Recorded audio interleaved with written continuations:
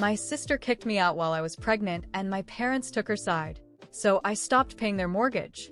And hey there, I'm a 33-year-old woman raising my lovely 5-year-old daughter on my own. Life hasn't been the easiest, especially since things with her dad didn't go well while I was pregnant. And even after our daughter was born, he wasn't faithful to me. It hurt a lot. But after she came into the world, I knew I had to take control, so I ended the relationship and kicked him out. That's a story for another day, though. Right now, let me tell you about what's been happening with my family, specifically my sister. After the breakup, I moved back in with my parents. Let's face it, being a single mom is hard, and having family around to help can make a world of difference. For a while, things were manageable. I was working, and my parents helped out here and there, although not as much as they had promised. But everything changed just a couple of days ago when I came home to find my younger sister, Ava, sitting in the living room. Ava is 29, and the first thing I noticed was her huge pregnant belly. She had moved to Croatia with her husband right after they got married, and I hadn't seen her since. You'd think I'd be happy to see her, but that's complicated. Eva and I have never really gotten along. She's always acted like she's better than me, and she's made it her mission to turn our parents against me whenever she can. And being the younger sibling, she's always played the innocent card, getting away with pretty much anything. Ava isn't just mean with her words. She's physically intimidating, too. She's bigger and stronger than me. And there were times growing up when I genuinely felt threatened by her. But my parents, they were blind to it all. Every time I tried to tell them that Ava was bullying me or even getting physical, they brushed it off, saying, "She's your little sister. How could she possibly hurt you?" That's how it's always been. I learned to keep my distance from Ava when I moved out for high school. It felt like escaping a prison. But now she's back, and not just for a visit. She's back for good. When I saw her sitting there, I was taken aback. I hoped she was just back to have her baby, and then leave again.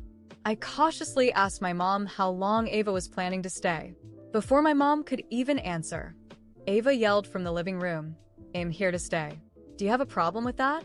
Her tone was sharp, and it was immediately clear that she hadn't changed one bit. Still the same self-centered, narcissistic person she's always been. My mom told me Ava's husband had gotten a transfer back to the States, and though he had company accommodation, they thought it was best for Ava to stay with our parents during her pregnancy and after the baby was born. I couldn't believe what I was hearing. When I had my daughter, I didn't get half the support Eva was getting.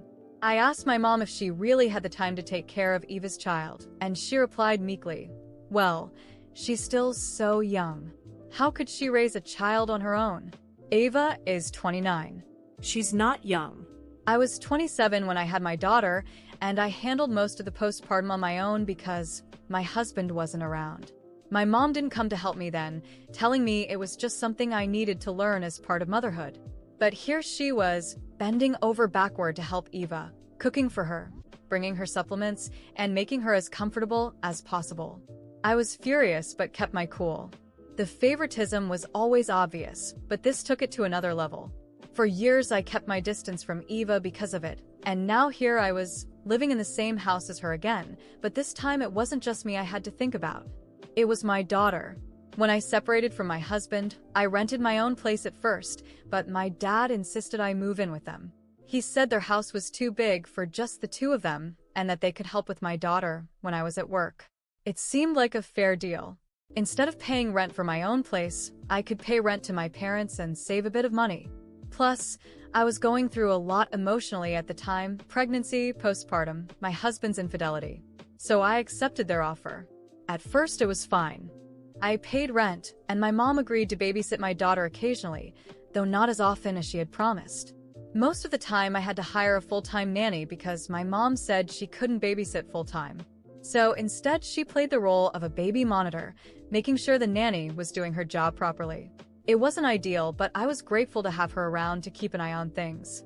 But now, seeing how she was catering to Ava, doing everything for her, while I had to hire help and take care of everything on my own during my pregnancy, it was too much to handle. My mom had barely visited me when I was pregnant, but for Ava she was practically her personal nurse. I knew something was up. My parents had agreed to let Ava move in permanently, and I couldn't shake the feeling that they were plotting something. Our house wasn't that big to accommodate everyone comfortably. I knew I couldn't just move out on a whim. I was paying rent, and I relied on my parents to help keep an eye on my daughter, even though they weren't the best at it. I wasn't ready to leave her with a nanny all the time, especially without the safety net of having family nearby. Then worst fears came true. A few days after Ava moved in, I came home from work tired but ready to spend some time with my daughter. As soon as I pulled into the driveway, something felt off. My heart sank when I saw my stuff, suitcases, boxes, and bags, sitting on the front porch.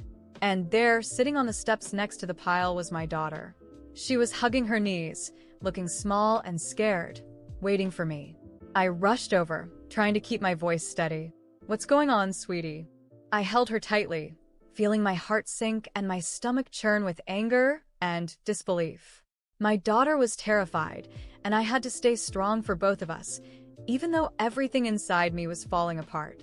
I took a deep breath, trying to gather my thoughts as I stroked her hair and helped her stand.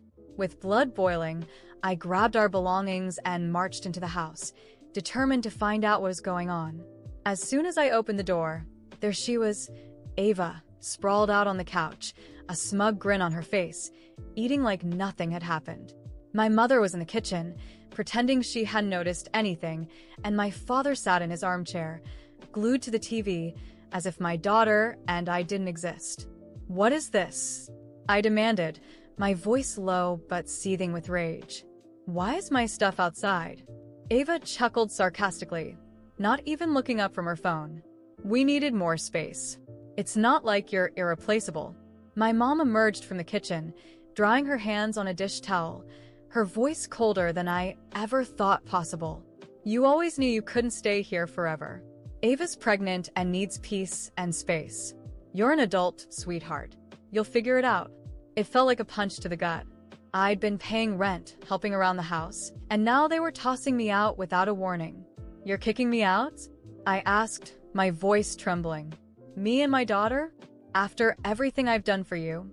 "Ava needs support," my father muttered, not even glancing in my direction. "And that's what we're doing." Ava, of course, was loving every second. The smug look on her face made me sick. She'd gotten exactly what she wanted, me out of the picture, as if I were nothing but a burden. I knew there was no point in arguing. They wouldn't listen to reason, and any plea for fairness would fall on deaf ears. I took my daughter's hand, grabbed our things, and walked out of the house I once thought was a home. But I wasn't going to let this go. In the following days, I contacted the bank to inform them that I would no longer be paying the mortgage on my parents' house. The loan was in my name, and without my money, they'd be in trouble. At the same time, I hired a lawyer to make sure they couldn't legally evict me without proper notice, adding more complications for them. Meanwhile, I found a small apartment to rent. It wasn't much, but it was ours. And my daughter could finally sleep peacefully, without the fear of being kicked out again. A few weeks later, the inevitable happened. My parents received notice that their house was going into foreclosure. My mom called me, hysterical, begging me to reconsider. She said I was being cruel, that Ava couldn't handle so much stress during her pregnancy. Stress? I laughed bitterly. "And what about what you did to me and my daughter?" "That didn't matter." There was silence on the other end of the line, as if she finally realized the weight of what they'd done to us. But it was too late. I was done. Ava tried reaching out too, but I ignored every text, every call. They were reaping what they had sown. In the end, the house was sold, and my parents had to move into a small apartment. Ava and her husband were forced to live on their own, without the luxury they had expected. As for me, I moved forward. I found a better job, saved money, and built a new life for my daughter and me. It was just the two of us now, and that was more than enough. And whenever anyone from the family tried to guilt-trip me or ask for help, I would smile and say calmly, "You made your choices. Now live with them." And that's how I found my peace and proved to everyone that no one walks all over me and gets away with it. The months passed, and with each day, I felt the weight of the past melt away as I rebuilt my life. My apartment wasn't big, but it was cozy, and most importantly, it was ours. My daughter thrived in that safe, loving space. Without the pressure from my family, I found a peace I never thought possible. The silence was therapeutic, and the certainty that no one could humiliate me again gave me strength. Slowly but surely, I started to smile for real. I found a new job, one that paid better and offered the flexibility I needed to care for my daughter. I saved up, and before long, I moved us into a larger apartment in a quiet neighborhood with a good school nearby. For the first time in years, I felt hopeful about the future. I was at peace, but I couldn't avoid hearing bits and pieces about what had become of my parents and Ava. They were hitting rock bottom, and to be honest, I felt no pity. After losing their house, my parents moved into a modest apartment in a less-than-ideal part of town. My dad's pension barely covered the bills, and my mom had to take a job as a cashier at a pharmacy to make ends meet. Her arrogance quickly faded when she realized she would have to fight to survive. As for Ava, things were even worse. Without the luxury and support she expected, she faced a harsh reality. Her husband didn't take kindly to the stress of being their sole provider, and they fought constantly. Ava thought that moving back to the US would be a blessing, but soon discovered that things wouldn't be as easy as she imagined. With my parents struggling, Ava had to care for her baby on her own. And, unsurprisingly, after just a few months, her husband walked out. She was abandoned, just as I had been, but the difference was she never knew how to be strong on her own. Instead of rising to the challenge, Ava wallowed in self-pity, flooding social media with posts about how unfair life was and how everyone had let her down. She pushed away her friends, blocking the ones who tried to help. Unlike me, Ava didn't have the strength to start over. For a while, she begged for help from our parents, but they were drowning in debt and couldn't afford to support her any longer. And that's when they came to me. My mother called, her voice trembling with desperation, telling me how much Ava needed me, how I was the only one who could help her. "Please, sweetheart. She's in such a bad place," my mom pleaded, her voice cracking. "You don't know what it's like to see your child suffer. She needs support now more than ever." I took a deep breath, feeling a mix of anger and satisfaction. Where was this compassion when I needed it? Where was this concern when they threw me and my daughter out? "No," I said calmly and firmly. "You made your choices. Now live with them."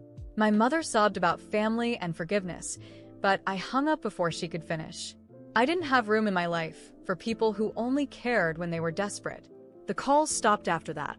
I later heard through distant relatives that Ava ended up moving into a shelter with her baby, and my parents were selling their furniture to pay off debts. They had burned every bridge they could have crossed for help. Meanwhile, I thrived. My job was going better than ever. I was saving money, and I had built a new life for me and my daughter. It was just the two of us, and it was more than enough. I went back to school, took classes, and threw myself into hobbies I never had time for before. With every new achievement, I felt myself becoming the person I was meant to be before all the chaos. On weekends, my daughter and I explored parks, museums, and took small trips to new places. We didn't need much, just each other and the certainty that the worst was behind us. Seeing her eyes light up with happiness made me realize that all the pain had been worth it because, in the end, we emerged stronger. Sometimes, I would reflect on the past, but not with sadness or anger. Instead, I felt grateful that they had thrown me out because it forced me to discover my own strength, grateful for the betrayals because they taught me never to settle for less than I deserve, and, most of all, grateful that I found the courage to leave behind those who never valued me. Ava, my parents, and everyone else who wronged me were now struggling to survive, while I flourished. And me? I didn't offer them a single crumb of help. Not even a polite, "I'm sorry." Life has a funny way of paying people back, and I learned that the best revenge is living well and in peace. And so, I moved forward, each day lighter and happier, while those who had tried to break me dealt with the consequences of their actions.